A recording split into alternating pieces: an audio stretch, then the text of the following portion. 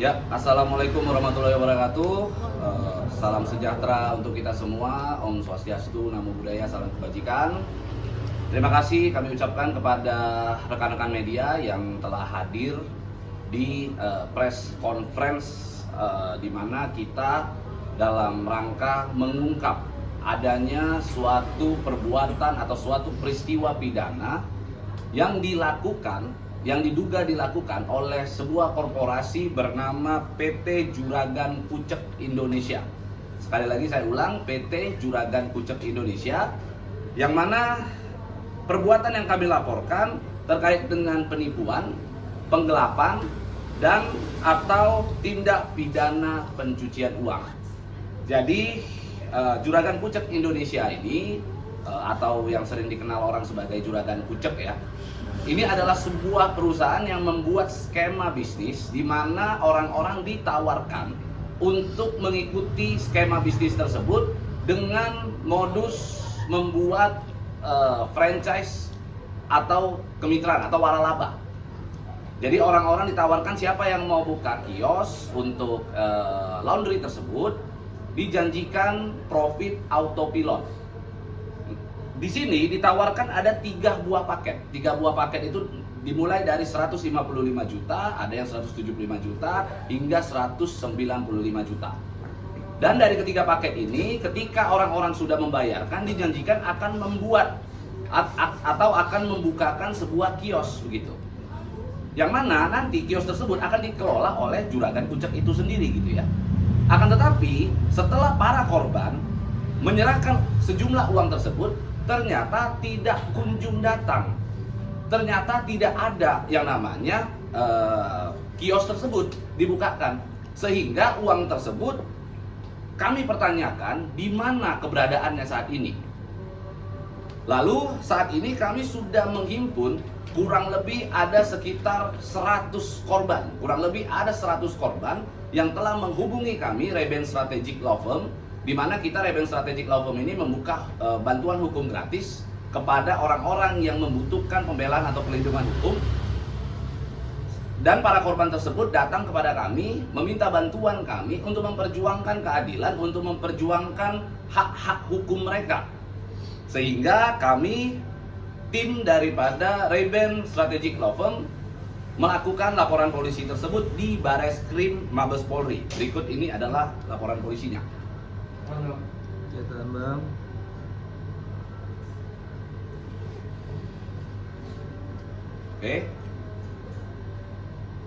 Oke. Nah, yang menjadi hal fenomena di sini adalah di dalam PT Juragan Kucek Indonesia tersebut, ketika melakukan penawaran melalui sosial media yang membuat banyak orang akhirnya tertarik untuk ikut serta untuk ikut program kemitraan tersebut adalah sebuah video, yang mana video tersebut dilakukan oleh salah seorang public figure atau komedian yang bernama Melky Bajai. Ini berikut kami tampilkan sedikit videonya, boleh diperlihatkan. Pokoknya tenang, kamu juga bisa punya outlet laundry seperti tenang, pokoknya tenang. Kamu juga bisa punya outlet laundry seperti ini dengan menjadi mitra bisnis.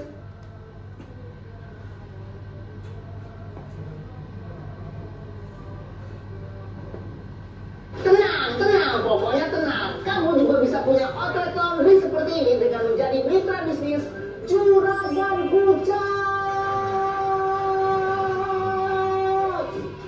Tenang, konsepnya 100% autopilot. Lokasi kami yang cariin, karyawan kami yang ajarin. Semua transaksi tercatat di aplikasi.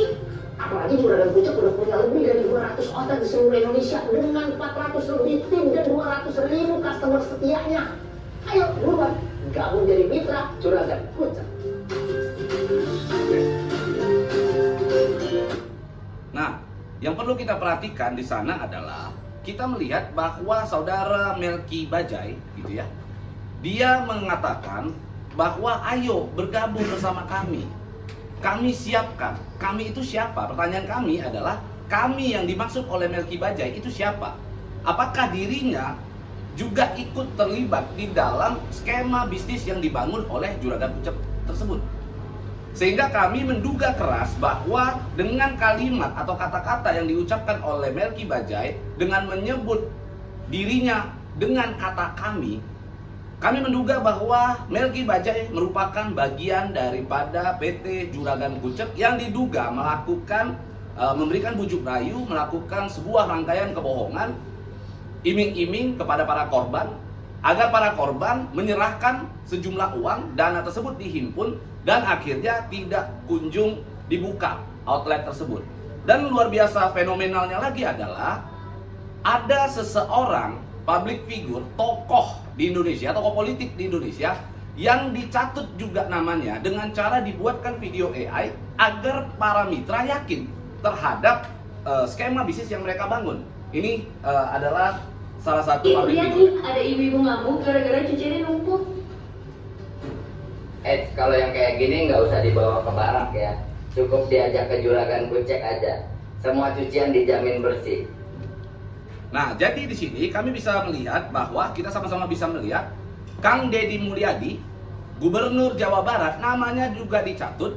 Dan setelah kami lakukan penelusuran dan kami lakukan analisa bahwa video tersebut adalah video AI, maka kami minta kepada Kang Deddy, kami mohon agar Kang Deddy Mulyadi selaku Gubernur Jawa Barat untuk segera mengklarifikasi persoalan tersebut, karena khawatir setiap kepala daerah nanti dicatut namanya. Kita khawatir nanti setiap kepala daerah dibuatkan video AI untuk membujuk rayu agar orang-orang menyerahkan sejumlah uang kepada pihak mereka dengan iming-iming, dengan kedok usaha bisnis laundry tersebut. Akan tetapi laundrynya tidak dibuka. Sehingga kami setelah menganalisa dari segi hukum, kami lihat bahwa patut diduga keras uang tersebut dialihkan gitu ya, dialihkan untuk melakukan skema bisnis yang sama di luar daripada Juragan Kucek, dan kami sudah melakukan penelusuran hingga nanti pendalaman mungkin akan dilakukan oleh penyidik begitu. Ada yang mau ditanya boleh? Mungkin total kerugiannya Bang bisa disebutkan dari Oke. hasil apa 100 orang yang ditipu itu.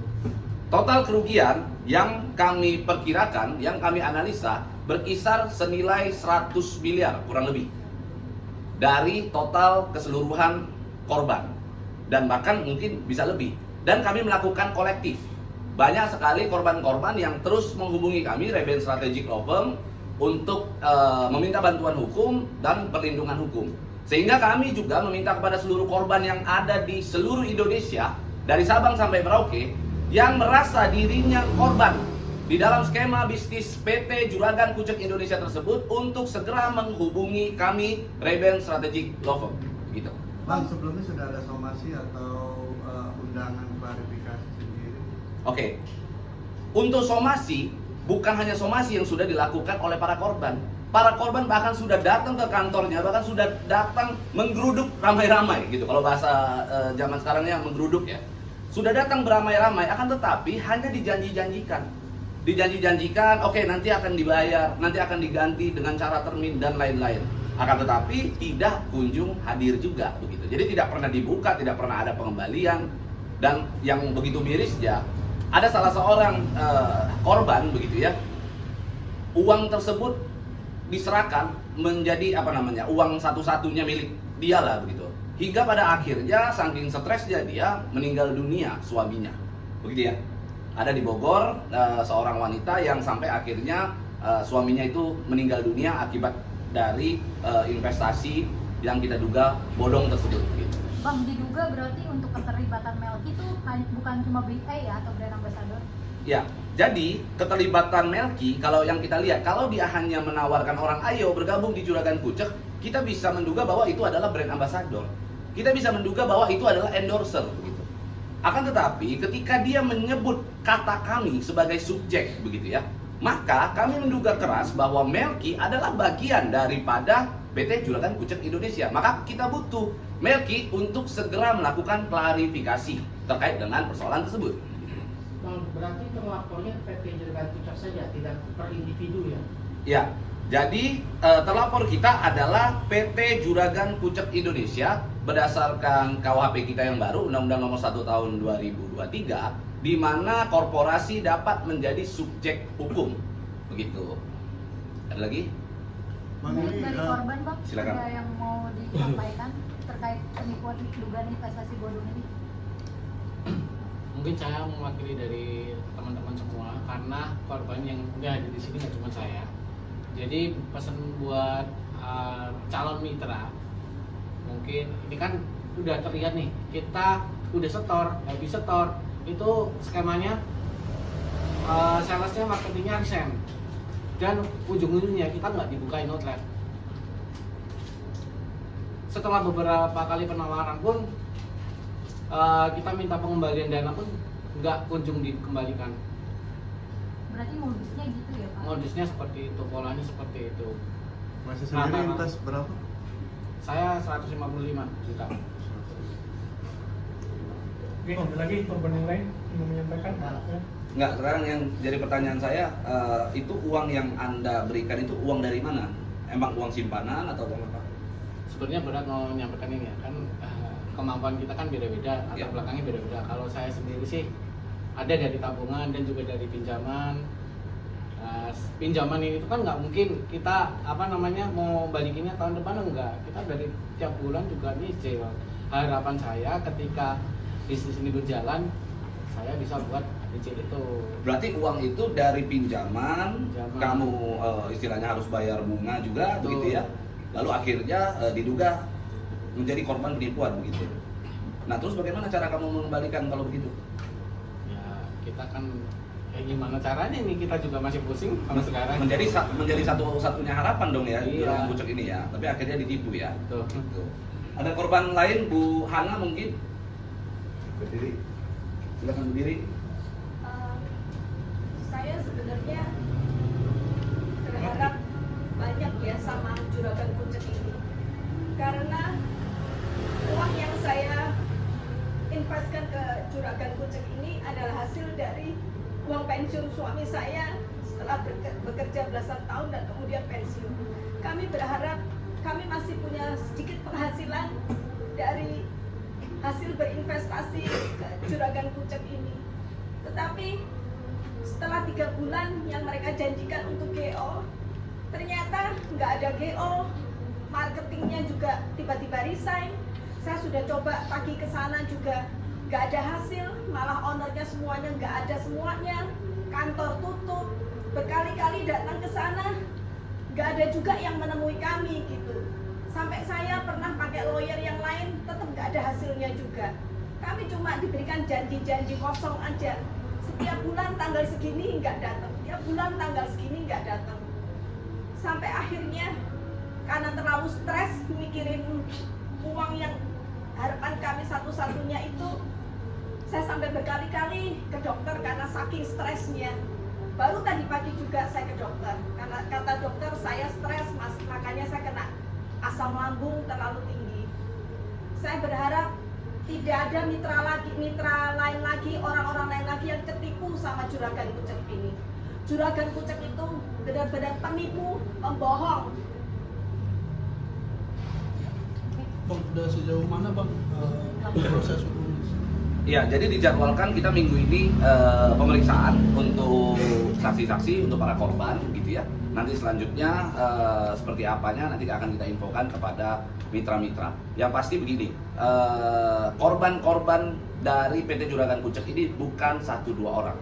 Ini menjadi awal tahun yang buruk begitu ya bagi orang-orang yang ingin mulai berusaha, ingin membuka satu usaha UMKM begitu, dijanjikan dengan melakukan investasi membuka satu bisnis laundry, berujung kepada sebuah tragedi di mana uang-uang tersebut justru akhirnya raib hilang begitu saja, tidak diberikan kesempatan untuk dibuka. Jadi kalau tadi dengar bahwa ada kata-kata GO itu maksudnya adalah grand opening gitu. Jadi yang mereka jual adalah grand opening dengan menyerahkan sejumlah uang dalam waktu paling lama 3 bulan akan dibukakan nanti. Akan dibukakan atau di grand opening kan satu buah kios laundry gitu. Maka saya membuat sebuah judul begitu ya. Ini merupakan bisnis franchise laundry yang telah berhasil mencuci uang para korban begitu.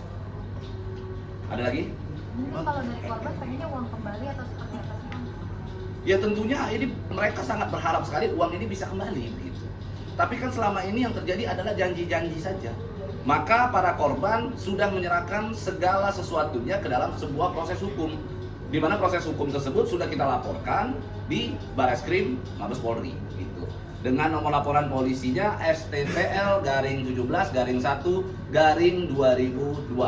Per Gitu. tanggal berapa bang? Tanggal 13 Januari 2026. Jadi bisa dikatakan bahwa peristiwa tersebut, laporan polisi tersebut merupakan laporan polisi pertama yang subjek hukumnya korporasi dengan menggunakan KUHP yang baru gitu. Bang, ini korbannya Jabodetabek atau dari mananya? Korbannya diduga seluruh Indonesia dari Sabang sampai Merauke. Bahkan kemarin ada yang hubungin kita dari NTT, dari Sulawesi. Banyak, hampir setiap hari ada yang hubungin kita. Begitu. Ada tambahan dari Pak Santo? Ya, ini kami meyakini bahwa sesuai dengan bukti-bukti yang kami miliki, sesuai dengan fakta-fakta yang diberikan oleh seluruh para korban, itu dugaan tindak pidana dan dugaan penggelapan serta tindak pidana pencucian uang itu masuk, kira-kira seperti itu. Dan berterima kasih juga kepada Bareskrim Polri pada saat kita juga membuat laporan ini.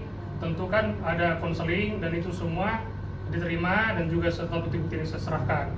Intinya kami berharap segera proses hukum berjalan supaya para korban ini menemukan keadilan, mendapatkan keadilan, dan kami dari Ray-Ban Strategik akan mengawal ini terus sampai nanti para korban mendapatkan keadilan dan tidak ada lagi korban-korban lain yang sama dengan mereka. Begitu saja. Ada tambahan, Chris? Ya, yang pastinya kita lihat hari ini sudah terjadi suatu dugaan tindak pidana ya, yang mengakibatkan kerugian sebegitu banyaknya kepada orang-orang. Yang jelas seperti apa kata senior saya tadi, bahwasannya dari konstruksi kami dan bukti-bukti yang kami kumpulkan, rasa-rasanya memang sudah jelaslah ada dugaan tindak pidana itu. Ya, saran kami sih alangkah baiknya apabila memang ada yang merasa korban juga, silakan laporkan ke kami, maka kami akan bantu sebisa kami. Seperti itu kira-kira. Oke. Jadi ini laporan polisinya, yang melakukan laporan polisi itu bernama Budi Wahyono selaku kuasa lapor. Boleh berdiri, Mas Budi?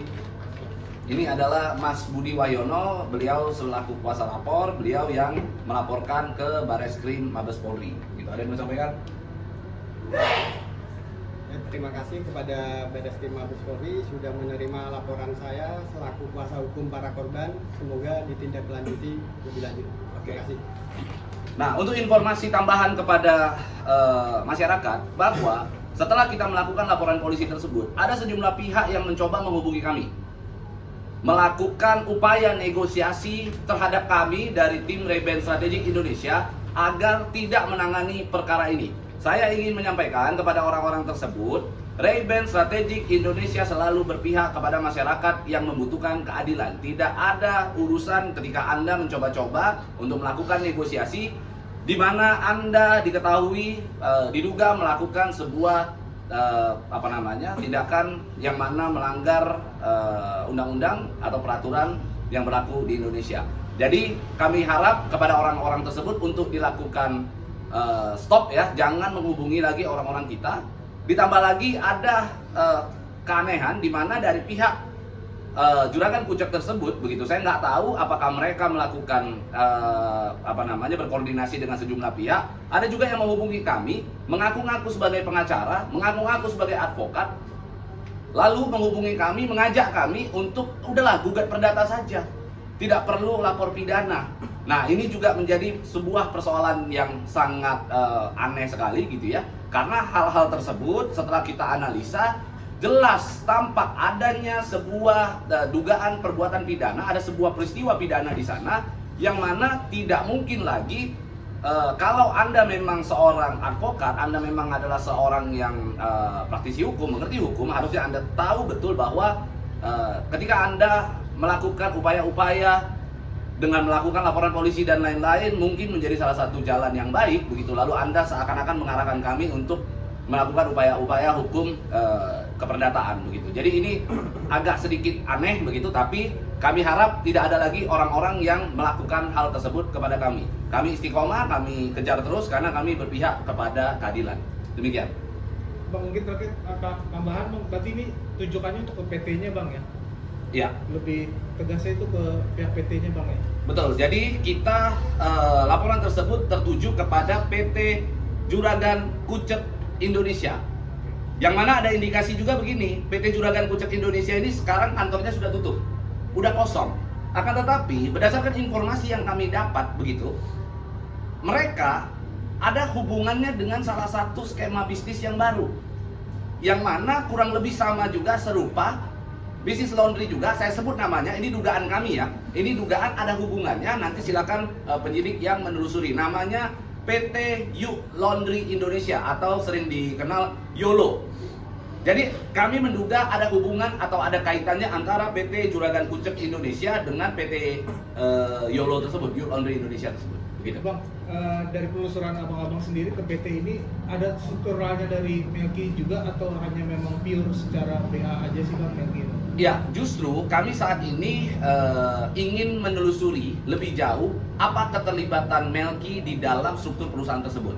Setelah kami cek di akte pendirian, memang tidak ada nama Melki Bajai. Memang tidak ada nama Melki Bajai. Akan tetapi dari video tersebut, ketika Melki mengaku dengan subjek kami gitu ya, maka kami menduga bisa jadi Melki turut serta di dalam persoalan tersebut. Itu dugaan kami. Begitu. Makanya kami meminta agar Melki segera melakukan klarifikasi terhadap urusan tersebut. Jangan sampai nanti orang-orang akhirnya berpersepsi bahwa Melki sebagai beneficial owner daripada perusahaan tersebut, kan begitu? Oke. Mungkin ke korban sendiri Bang, selama mungkin dari abang mewakili atau teman-teman melihat ada Melki di perusahaan atau ada interaksi dalam proses pengaruh bisnis pengajuan cuci ini atau gimana Bang? Kita selama ini ke tingkat kantor memang belum pernah melihat Melki. Kita melihat dari iklan. Dari video kelihatan ya. Berarti yang membuat Anda untuk bergabung di Juragan Kucek ini karena salah satunya adalah video Melki begitu ya. Salah satunya itu. Tapi pernah bertemu Melki di kantor? Belum. Belum pernah. Gitu. Jangankan Melki, ownernya aja saya berkali-kali bikin janji buat bertemu nggak bisa. Yang namanya siapa ownernya? Fajar ya, Fajar. Berarti bisa dikatakan tergiur dari iklannya Melki untuk ikut bisnis. Salah satunya alasannya. Oke. Aman? Mana? Oke. Cukup. Sip. Ya.